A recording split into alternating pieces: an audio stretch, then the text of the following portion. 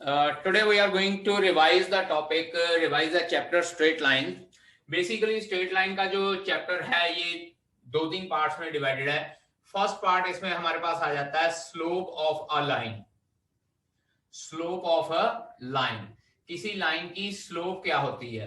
Let us consider हमारे पास इस तरह से एक्स एक्सिस और वाई एक्सिस है और कोई लाइन इस एक्स एक्सिस को एंगल थीटा पे इंटरसेक्ट करती है. Positive direction of x axis angle theta पे इंटरसेक्ट करती है टेकिंग एंटी क्लॉकवाइज डायरेक्शन. ठीक है, then theta is known as the angle of inclination and slope of line denoted by small m is the tangent of that angle of inclination.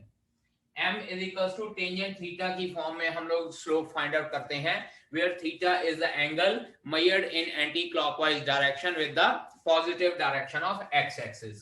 इसके बाद slope एक हो और formula होता है. Second formula is slope of line passing through 2 points. Slope of line passing through 2 points. 2 points में से पास होने वाली लाइन की स्लोप. लेट अस कंसीडर हमारे पास एक पॉइंट कैपिटल ए है जिसके कोऑर्डिनेट्स x1 y1 है और एक पॉइंट कैपिटल b है जिसके कोऑर्डिनेट्स x2 एंड y2 हैं. We need to find out the slope of this line. तो स्लोप का formula m is equals to y2 minus y1 over x2 minus x1 होता है. And in case x2 minus x1 is not equals to 0. अगर x2 minus x1 is equals to 0, it implies slope of that line cannot be found out. Slope of that line can't be found out. ठीक है जी, क्योंकि in that case x2 minus x1 अगर same है तो वो line x axis के perpendicular होती है और परपेंडिकुलर लाइन की स्लोप हम लोग फाइंड आउट नहीं कर सकते क्योंकि in that case tangent 90 degree हो जाता है and we know that tangent 90 degree is not defined या इन्फिनिटी होता है. ठीक है जी. इसके बाद स्लोप की दो प्रॉपर्टीज होती हैं. First one is parallel lines. अगर दो लाइंस पैरेलल हैं तो यहां पे हमारे पास क्या होती है slope of first line is equals to slope of second line. ठीक है जी. पहली लाइन और दूसरी लाइन की स्लोप हमारे पास इक्वल होती है अगर दो लाइनें आपस में पैरेलल हैं. That is m1 is equals to m2.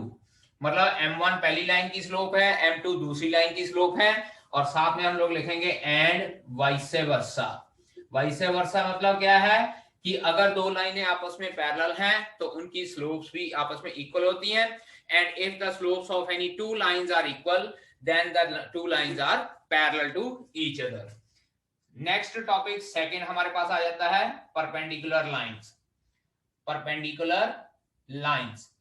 Perpendicular lines में बेटा जी product of slope of two lines is always equals to -1. Product of slopes of two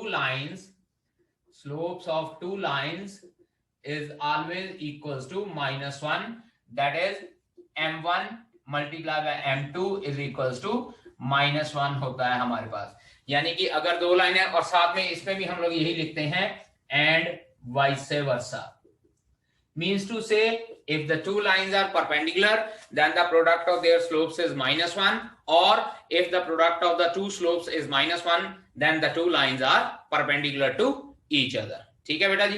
Second topic of this chapter is different forms of equations of straight line. मतलब अगर हमारे पास different form of equation और straight line find out करनी है तो किस तरह से फाइंड आउट कर सकते हैं. First one is one point slope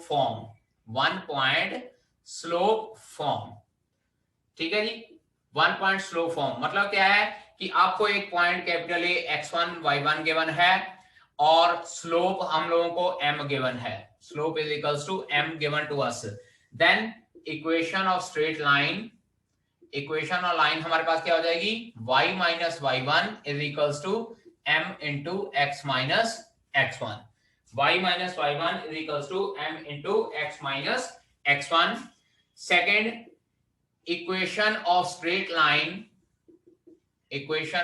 line passing through 2 points, दो पॉइंट्स में से पास होने वाली लाइन की इक्वेशन फाइंड आउट करनी है हम लोगों ने. So this was the first equation. अब सेकंड इक्वेशन हम लोगों ने फाइंड आउट करनी है, that is capital A x1 y1 given है और एक point capital B x2 y2 हम लोगों को गिवन है.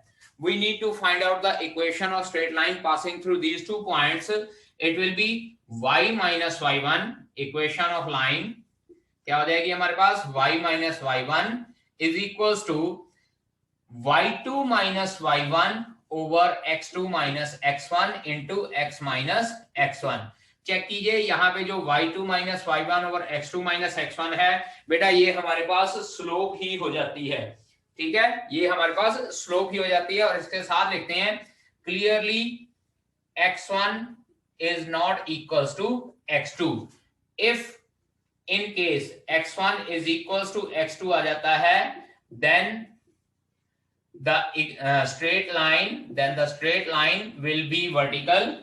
जो straight line है वो vertical होगी, will be vertical, and its equation will be x is equals to x1. मतलब x वेरिएबल है और x1 जो कोई पॉइंट हम लोगों को गिवन होता है उसमें से पास होने वाला, that is x is equals to x1 will be the equation of the straight line. अगर यहाँ पे आपका डिनोमिनेटर 0 हो जाता है, डिनोमिनेटर 0 कब होएगा, जब x1 is equals to x2 हो जाएगा यहाँ पे. बट ये कंडीशन है कि x1 should not be equals to x2, only then you can apply y minus y1 is equals to y2 minus y1 और x2 minus x1 into x minus x1. इसके बाद थर्ड हम लोग लिख लेते हैं सबसे पहले equation of line parallel to y axis के पैरेलल लाइन की इक्वेशन हमारे पास क्या हो जाती है, that is x is equals to a where a is constant. हमारे पास a कुछ कांस्टेंट होता है और अगर ये a पॉजिटिव होता है तो जो ये लाइन है दैट इज राइट साइड पे y एक्सिस के राइट हैंड साइड पे पैरेलल होती है. अगर a नेगेटिव होएगा तो ये y एक्सिस के लेफ्ट हैंड साइड पे होगी. Then fourth one is equation of line parallel to x axis. अगर x एक्सिस के पैरेलल लाइन की इक्वेशन फाइंड आउट करनी है then it will be y is equals to b and again b is some constant. और ये तो है हम लोगों ने x एक्सिस और y एक्सिस के पैरेलल लाइंस की इक्वेशन फाइंड आउट की है. लेकिन अगर आप लोगों ने x एक्सिस की इक्वेशन फाइंड आउट करनी है तो पुत्र जी that will be equals to y is equals to 0. और अगर y एक्सिस की इक्वेशन फाइंड आउट करनी है then we can write down x is equals to 0. याद रखिएगा y एक्सिस की इक्वेशन होती है x is equals to 0 और x एक्सिस की इक्वेशन होती है y is equals to 0. After that slope intercept form. इसके बाद हमारे पास आ जाता है स्लोप इंटरसेप्ट फॉर्म. अब बेटा जी इंटरसेप्ट का मीनिंग होता है कि कोई स्ट्रेट लाइन x एक्सिस या y एक्सिस को किस पॉइंट पे कट करती है. ठीक है जी, अगर y एक्सिस पे कट करेगी तो इंटरसेप्ट 0, c होगा और अगर x एक्सिस पे कट करेगी तो intercept d, 0 where c and d are some constants. ठीक है जी. स्लोप इंटरसेप्ट फॉर्म दो तरह की होती है. पहली होती है y is equals to mx plus c where c is y intercept. हमारे पास c जो है वो y इंटरसेप्ट होता है. y इंटरसेप्ट का मीनिंग कि ये y एक्सिस को किस पॉइंट पे कट कर रहा है. और सेकेंड इक्वेशन हमारे पास होती है that is y is equals to m into x minus d और यहाँ पे where d is x intercept. d हमारे पास x इंटरसेप्ट होता है. मतलब क्या है कि ये x एक्सिस को d पॉइंट पे कट कर रही है.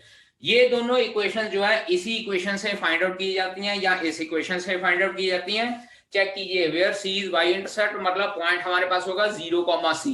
तो आप 0, C पॉइंट इसमें भी पुट करके चेक कर लीजिएगा। y minus C is equal to m into x minus 0, यही इक्वेशन बनेगी। और अगर d, 0 पॉइंट है तो आप d, 0 यहां पुट करके देख लीजिए, y minus 0 is equal to m into x minus d।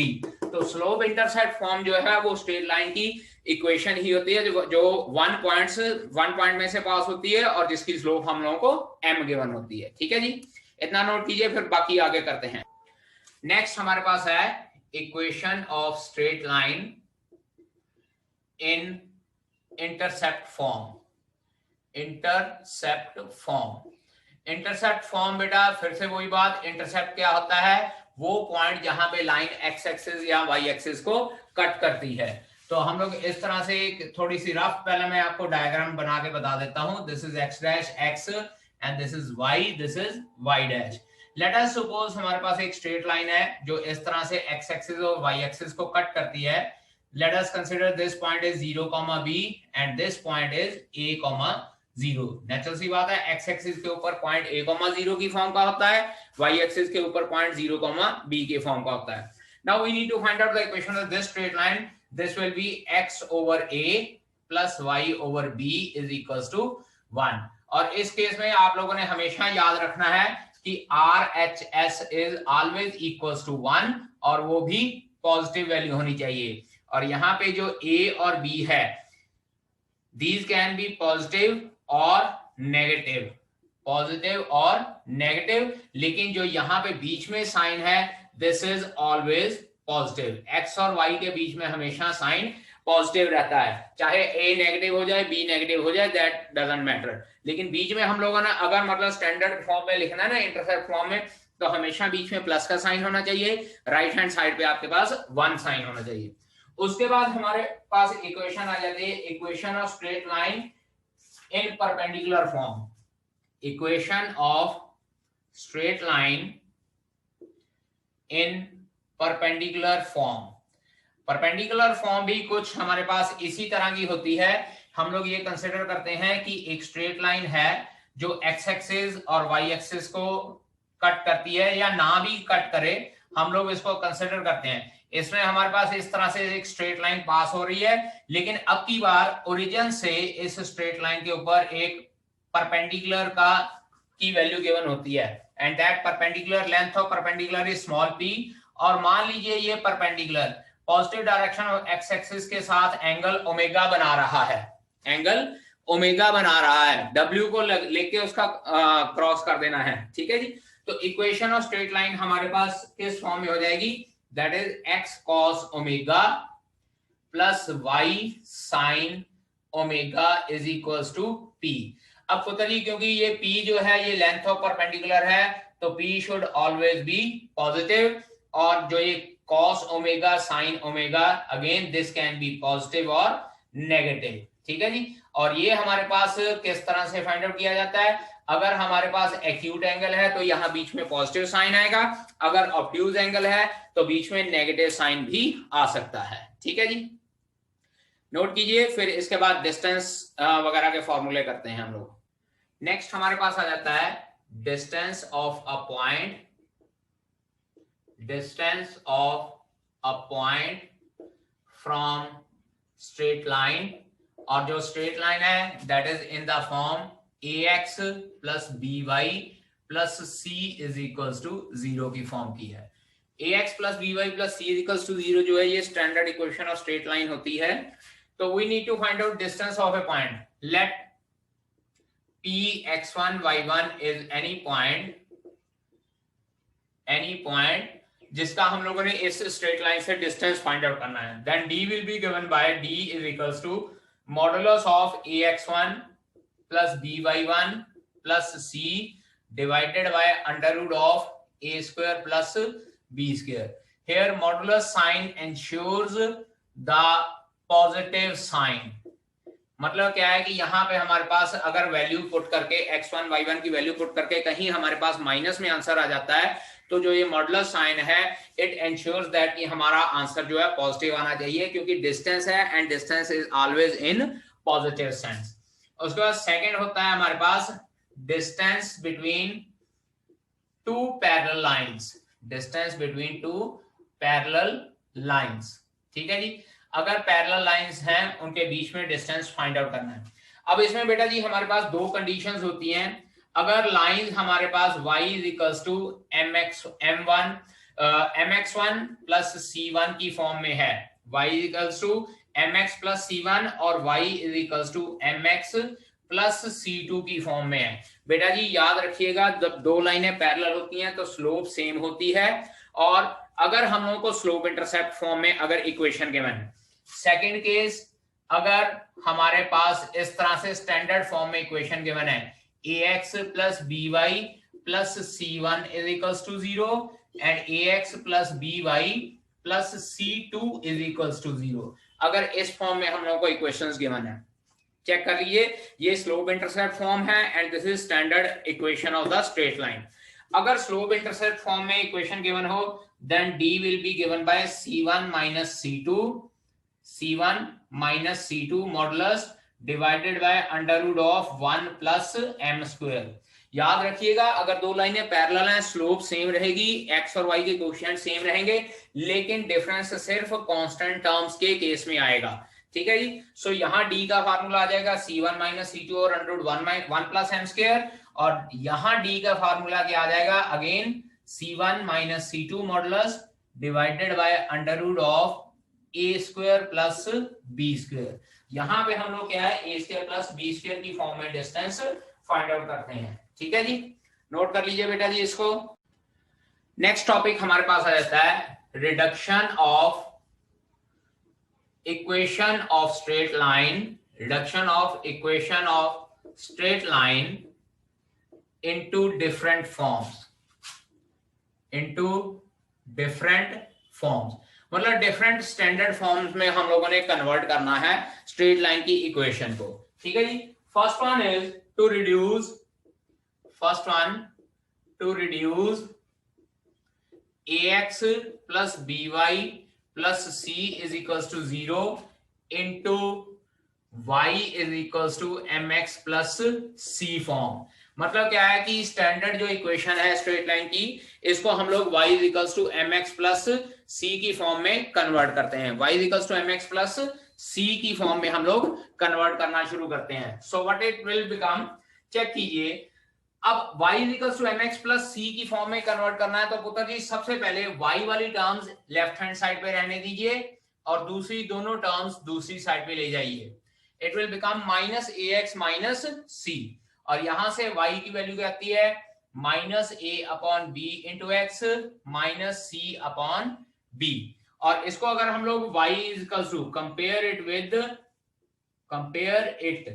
With y is equals to mx plus c की फॉर्म के साथ कंपेयर करेंगे, तो बेटा जी चेक कीजिए, यहाँ m की वैल्यू आ जाती है माइनस a अपॉन b, और m हमारे पास क्या होता है, स्लोप, और ये a और b क्या है बेटा जी, कोफिशिएंट ऑफ x और कोफिशिएंट ऑफ y है। तो इसका मतलब यहां से हम लोग एक और फॉर्मूला स्लोप के लिए डिराइव करते हैं, that is minus coefficient of x divided by coefficient of y, minus coefficient of x divided by coefficient of y।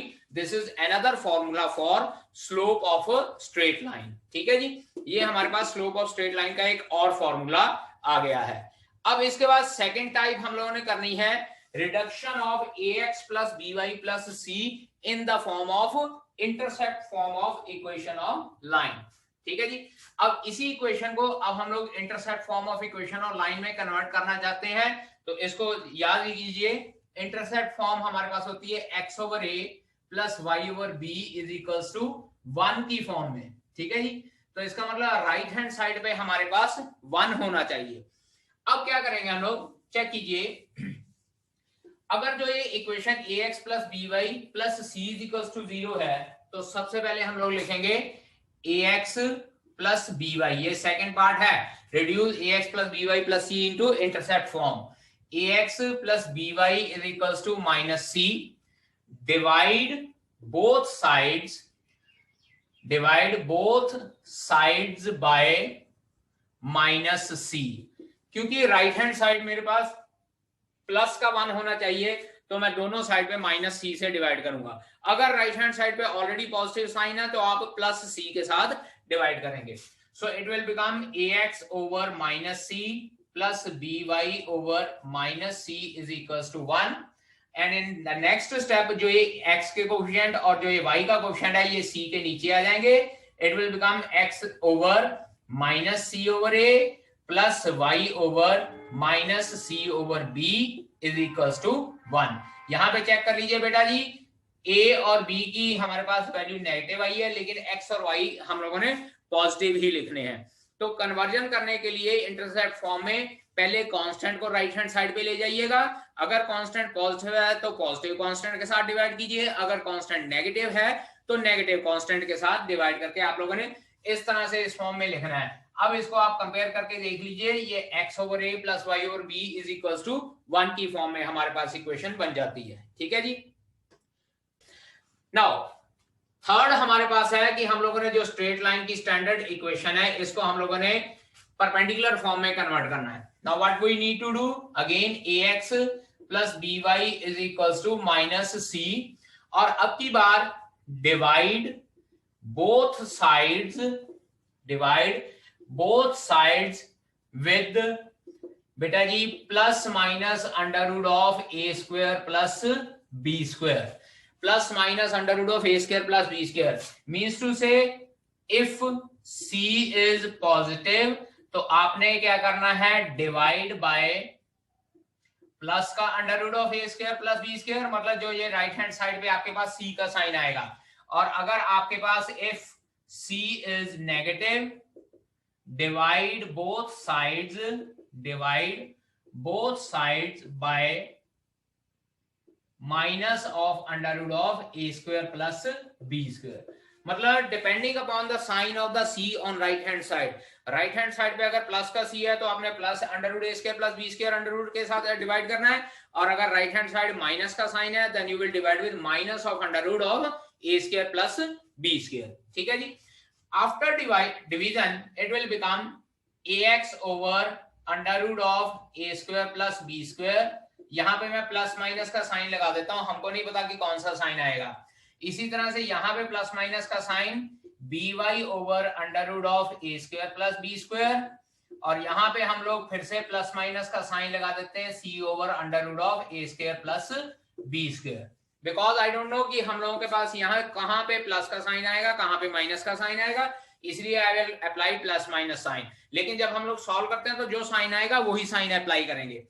इसके बाद compare coefficient of x with cos omega and coefficient of y with sin omega। sin omega के साथ compare करके then find omega। और omega किस तरह से हम लोगों ने फाइंड आउट करना है, जैसे ट्रिग्नोमेट्री के केस में हम लोगों ने किया था, whether it lies in the first quadrant, second quadrant, third quadrant and fourth quadrant depending upon these sign. मतलब अगर दोनों के साइन प्लस के हैं तो फर्स्ट क्वाड्रेंट में लाई करेगा, x का साइन नेगेटिव और y का साइन पॉजिटिव है तो सेकंड क्वाड्रेंट में, x और y दोनों का साइन नेगेटिव है then it will lie in the third quadrant, और x का साइन पॉजिटिव और y का साइन नेगेटिव है then it will lie in the fourth quadrant. ठीक है जी। Accordingly will find out the value of omega, और उसके बाद फिर हमारी जो ये इक्वेशन है वो x cos omega plus y sin omega की फॉर्म में कन्वर्ट हो जाएगी, और जो राइट हैंड साइड पे है that will be the distance of straight line या perpendicular distance of straight line from the origin. ठीक है बेटा जी।